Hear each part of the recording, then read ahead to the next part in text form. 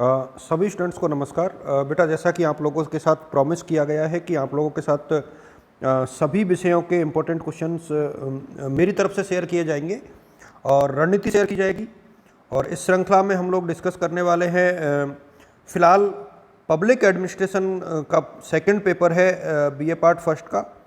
और पेपर जो है फर्स्ट पेपर अभी होने वाला है, इसका शायद हुआ नहीं, और हो गया होगा तो मुझे ध्यान नहीं, हालांकि मैंने देखा नहीं कि हुआ है कि नहीं हुआ है।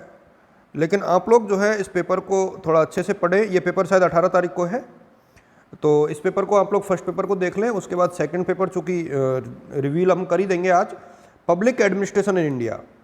काफ़ी जो एक प्रकार से देखा जाए तो ये बेहद अच्छा पेपर है और जीके में काम आने वाला पेपर है। और कौन कौन सी यूनिट आपको करनी चाहिए उसके ऊपर हम लोग चर्चा कर लेंगे। देखिए, पेपर 50 नंबर का ही हल कराना है, तो इसमें किसी को परेशानी नहीं होनी चाहिए कि 50 मार्क्स का पेपर कैसे सॉल्व किया जाए। 2 क्वेश्चन आप 20-20 के कर सकते हो, एक 10 नंबर का, या 5 10-10 के कर सकते हो, या फिर आप लोग एक क्वेश्चन 20 का 3 10-10 के कर सकते हो। यानी जैसे आपको सहूलियत लगे वैसे आप लोग हल कर दीजिए। और जो एक आध 2 3 4 5 क्वेश्चन आपको एक नंबर वाले आ रहे हैं उनको आप लोग हल कर दीजिए, तो वो आपके लिए यूजफुल होगा। अब मैं आप लोगों के साथ चर्चा करूं उससे पहले मैं आपको बता दूं बेटा कि आज हम लोग जो है बहुत विषयों के ऊपर फर्स्ट ईयर के history, political science, sociology, public ad और ज्योग्राफी के फर्स्ट और सेकंड पेपर, और ऊपर जो बताया उनके सेकंड पेपर के ऊपर डिस्कस करेंगे, और इकोनॉमिक्स के सेकंड ईयर के पेपर के ऊपर डिस्कस करेंगे, हिंदी इंग्लिश के पेपर के ऊपर आज ही डिस्कस करेंगे। यानी आज जो है मैं इंपॉर्टेंट क्वेश्चंस की जो सीरीज है इसको काफ़ी हद तक पूरी कर दूंगा। तो आप लोग चैनल के साथ आज पूरे दिन बने रहिए और बार बार में चेक करते रहना आप लोग टेलीग्राम पर कि कौन सी सब्जेक्ट का पेपर आया है, जिससे कि आपको हेल्प मिलेगी। और मैं चाहूँगा कि आप लोग जो है सतर्क रहें, अलर्ट रहें। डिस्क्रिप्शन में जा कर के व्हाट्सएप और टेलीग्राम के ग्रुप ज्वाइन कर लें। देखिए, public administration of in India की बात हम लोग कर रहे हैं। पहली यूनिट की हम लोग बात करें तो बहुत इम्पोर्टेंट यूनिट है ये, और मैं चाहूँगा कि आप लोग पहली यूनिट से ही इसको पढ़ना प्रारंभ कर दें।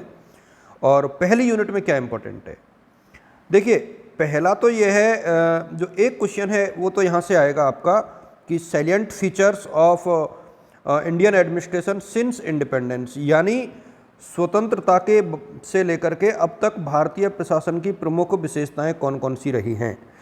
इस क्वेश्चन को तो आपको करना ही करना है, यानी ये क्वेश्चन आपको करना चाहिए, और ये बहुत बढ़िया क्वेश्चन बनता है मेरे हिसाब से। और यदि आप लोग देखोगे तो इस क्वेश्चन के माध्यम से आपका जो एक प्रकार से पूरा पेपर है वो अच्छे से हो जाएगा। यदि इसको आप कर दोगे तो ये क्वेश्चन 20 नंबर का मेरे हिसाब में आना चाहिए। इसके अलावा एक क्वेश्चन यहाँ पर बनेगा,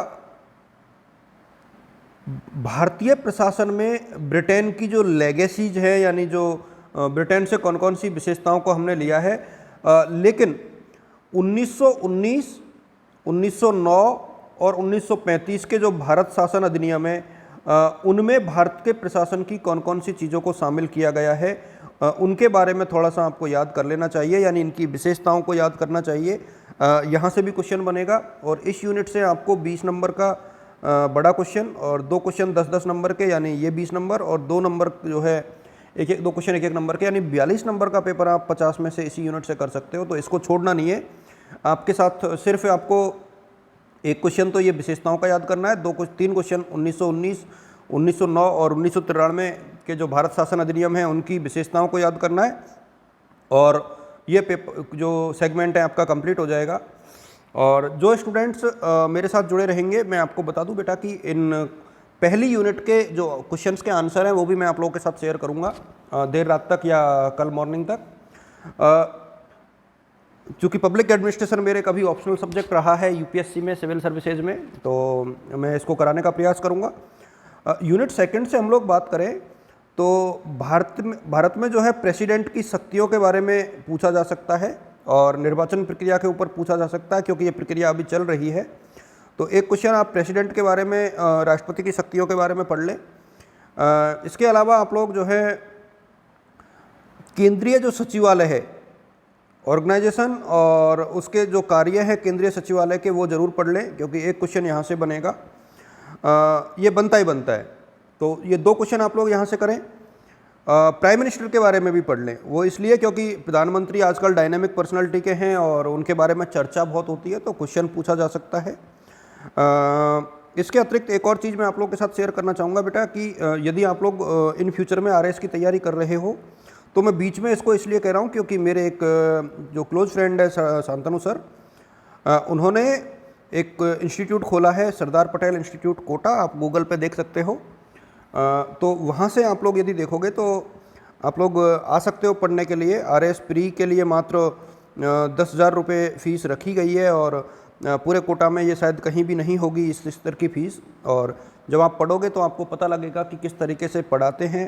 और ये बाजोट रेस्टोरेंट के पास 80 फीट रोड पर संस्थान बना हुआ है। ये बीच में मुझे इसका प्रचार नहीं कह सकते, मैं आप लोग को एक प्रकार से इन्फॉर्मेशन देता हूँ। हम लोग चलते हैं अगली यूनिट के ऊपर। और अगली यूनिट में मैं आपको बता दूं बेटा कि major forms of public enterprises, department, corporation, company, तो आप लोग चाहो तो इसको छोड़ सकते हो क्योंकि काफ़ी टफ ये बन जाता है। लेकिन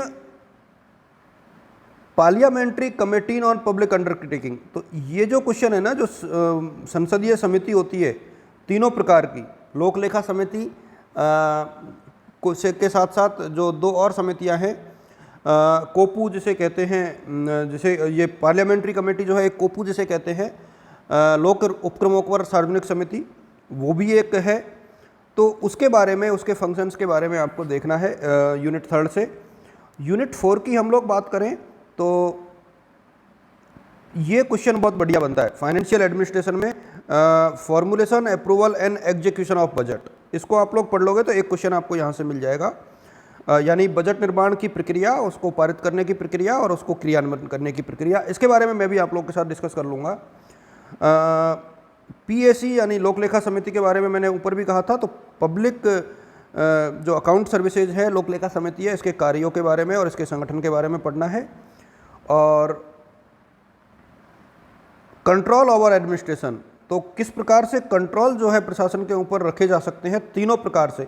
तो यदि आप लोग 2 यूनिट पढ़ रहे हो तो पहली और चौथी यूनिट आप लोग पढ़ ले तो आपका पेपर पूरा हो जाएगा।